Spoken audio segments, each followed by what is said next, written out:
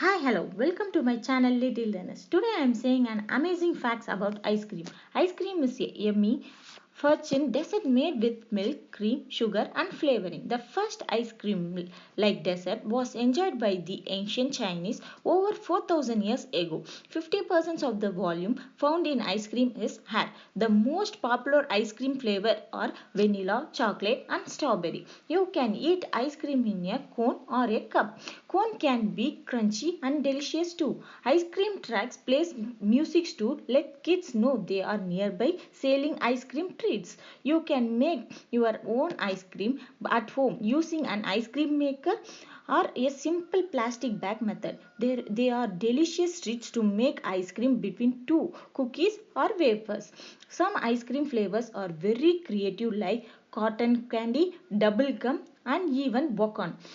Celebrating on the third Sunday of July is National Ice Cream Month in United States. The ice cream cone was invented at 1904.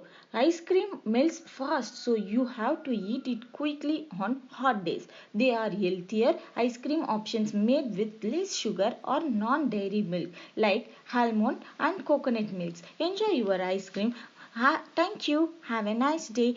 For more video, subscribe. Thank you.